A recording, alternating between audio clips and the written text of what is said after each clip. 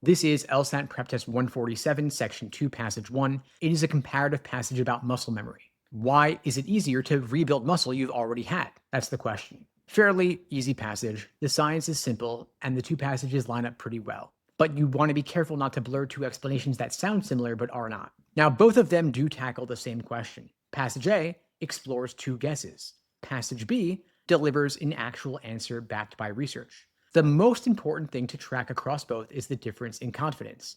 Passage A never commits, Passage B does. Now, before we go through the paragraphs, you want to know this. The part that matters the most is the study in the second half of Passage B. That is where you've got the real explanation and where the hardest questions come from. Now, Passage A, paragraph 1, is the setup. Muscle memory is real. Bodybuilders know it, but science has not yet caught up.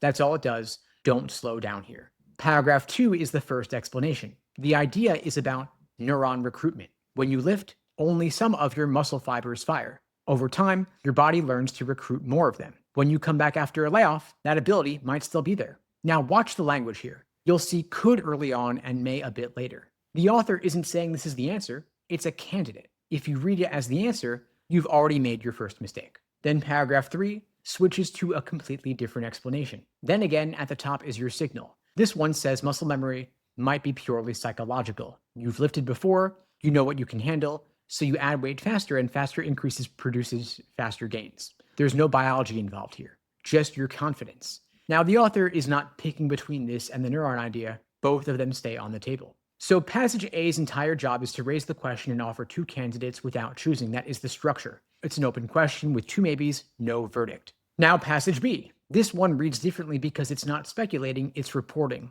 The first chunk gives you background. Muscle cells are big. They need multiple nuclei to produce all the protein that makes muscles strong. When you exercise, nearby stem cells merge into the muscle cells and bring their nuclei along. Scientists used to assume those extra nuclei died when muscles shrank. That old assumption is the setup for what comes next. Now, the second chunk is the study. Researchers pumped up mouse muscles over 2 weeks, then let them shrink. The muscles deflated to about 40% of their peak size. But the nuclei didn't go anywhere. They survived. And because they survived, they're ready to start producing muscle proteins again the moment training resumes. That is passage B's answer. Muscle memory is built into the cells themselves.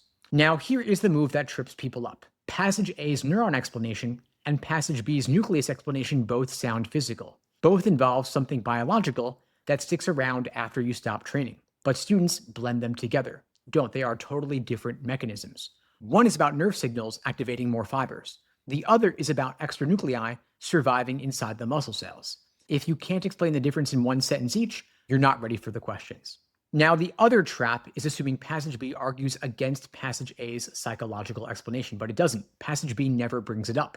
It offers a cellular explanation, but it never says the confidence theory is wrong. So any choice that says passage B undermines or rejects the psychological idea should make you suspicious. One more thing about passage A.